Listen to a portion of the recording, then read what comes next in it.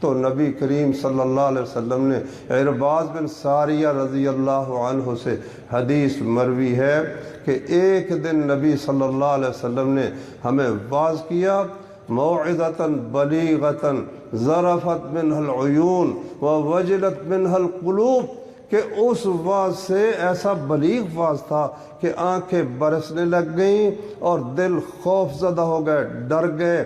تو ہم نے کہا یا رسول اللہ کہ ان ھذا موضع مودع، ایسا معلوم ہوتا ہے کہ یہ نصیحت تو الوداع کہنے والے شخص کی نصیحت ہے، تو آپ ہمیں کوئی اوصنا، کوئی وصیت کر دیجئے۔ نبی کریم صلی اللہ علیہ وسلم نے فرمایا انہ من یعش منکم فسیری اختلافا کثیرا، جو تم میں سے زندہ رہے گا نا وہ بہت زیادہ اختلاف دیکھے گا۔ فعلیکم بسنتی وسنت الخلفاء الراشدین، تو تم نے میرے طریقے کو اور خلفاء راشدین کے طریقے کو مضبوطی سے پکڑ لینا ہے۔ وَإِيَّاكُمْ وَمُحْدَثَاتِ الْأُمُورِ، تو فرمایا نبی کریم صلی اللہ علیہ وسلم نے فَعَلَيْكُمْ بِسُنَّتِي وَسُنَّتِ الْخُلَفَاءِ الرَّاشِدِينَ، میرے طریقے کو اور خلفاء راشدین کے طریقے کو پکڑ لو۔ وَعَضُّوا عَلَيْهَا بِالنَّوَاجِذِ، داڑوں کے ساتھ نا مضبوطی کے ساتھ ان کو، جس طرح چاقو مارتا ہے نا بندہ، اس طرح مضبوطی کے ساتھ پکڑو۔ وَإِيَّاكُمْ وَمُحْدَثَاتِ الْأُمُورِ، اور بچ جانا نئے نئے کاموں سے۔ فَإِنَّ كُلَّ مُحْدَثَةٍ بِدْعَةٍ، کیونکہ ہر نیا کام بدعت ہے اور ہر بدعت جو ہے وہ گمراہی ہے۔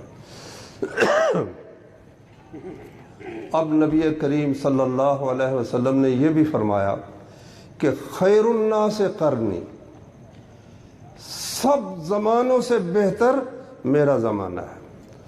ثم الذین یلونہم، پھر وہ لوگ جو ان کے بعد زمانے کے ہوں گے۔ ثم الذین یلونہم، پھر جو ان کے بعد ہوں گے۔ ثم یفش الکذب، پھر جھوٹ عام ہو جائے گا۔ اور فرمایا نبی صلی اللہ علیہ وسلم نے، اور ایسے لوگ ہوں گے یخونون ولا یؤتمنون، خیانت کریں گے، امین ان کو نہیں سمجھا جائے گا۔ وَيَشْهَدُونَ وَلَا يُسْتَشْهَدُونَ، گواہی کے لیے اپنے آپ کو پیش کرتے پھریں گے، کسی نے بھائی گواہی دلوانی ہے۔ وَلَا يُسْتَشْهَدُونَ، کوئی انہیں کہے گا بھی نہیں آؤ شہادت دے، وہ خود ہی شہادت کے لیے، جھوٹ بولنے کے لیے ہر وقت تیار اور مستعد ہوں گے دنیا کی اس ذلیل جو چیزیں ہیں ان کے لیے۔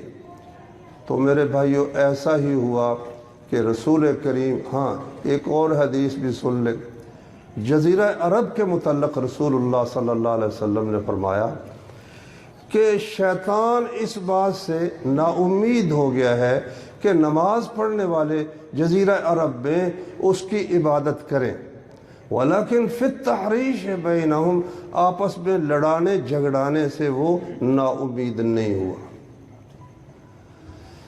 اللہ اکبر۔ تو نبی کریم صلی اللہ علیہ وسلم کے ان ارشادات کے مطابق جیسے جیسے نبوت کا زمانہ دور ہوتا گیا، اسی طرح سے وہ روشنی بھی کم ہوتی گئی۔ اس روشنی کے کم ہونے کے نتیجے میں ایک تو جھوٹ پھیلا، غلط بیانی پھیلی، ایک آپس میں افتراق پھیلا، اور گروہوں میں مسلمان تقسیم ہو گئے۔ اگرچہ اس کی کچھ ابتدا وہ صحابہ کرام کے زمانے میں کچھ نشانات ملتے ہیں، لیکن بعد میں تو پھر حد سے معاملہ بڑھ گیا۔ تو اس کے لیے علاج کیا ہے؟ اب صورتحال یہ ہے کہ مسلمان دنیا بھر میں آپ دیکھیں نا، اس قدر اختلاف ہے، بنیادی اختلاف اس میں دو قسم کے ہیں۔ ایک بنیادی اختلاف یہ ہے جس کو آپ تصوف کہتے ہیں۔ ایک تو یہ ہے نا کہ جو بات کرنی ہے نا، جو بات بھی کرنی ہے، جو کام کرنا ہے، ہر کام کرنے سے پہلے اپنے آپ سے دو سوال آپ کر لیں۔ پہلا سوال یہ کریں کہ اے بندہ خدا، تو بتا کہ تو یہ عمل کس کے لیے کر رہا ہے، مقصد تیرا کیا ہے۔ دوسرا سوال اس کا یہ ہے کہ اے اللہ کے بندے تو اسے کس طریقے سے ادا کر رہا ہے۔ پہلے سوال کا جواب یہ ہے کہ میں یہ کام صرف اللہ کو راضی کرنے کے لیے، اس کی جنت کے حصول کے لیے یہ کام کر رہا ہوں، پھر یہ سوال ٹھیک ہوگا۔ دوسرے سوال کا جواب یہ ہے کہ میں یہ کام حضرت محمد صلی اللہ علیہ وسلم کے بتائے ہوئے طریقے کے مطابق کر رہا ہوں، بس پاس ہو گیا۔ اگر ان دونوں چیزوں میں سے ایک چیز کی بھی کمی ہوئی کہ نیت میں خلل آ گیا یا طریقہ محمد الرسول اللہ صلی اللہ علیہ وسلم کا نہ رہا، فیل ہے۔ قیامت کے دن اس کی کوئی قدر و قیمت نہیں۔ وہ سکہ جو مدینے میں اللہ تبارک و تعالیٰ نے نازل فرمایا، جس پر اللہ کی مہر ہے، اس کے محمد صلی اللہ علیہ وسلم کی مہر ہے، قیامت کے بازار میں صرف وہ سکہ چلے گا، اس کے علاوہ کسی کی کوئی مہر ہوگی، قیامت کے بازار میں اس کی کچھ قدر و قیمت نہیں ہوگی۔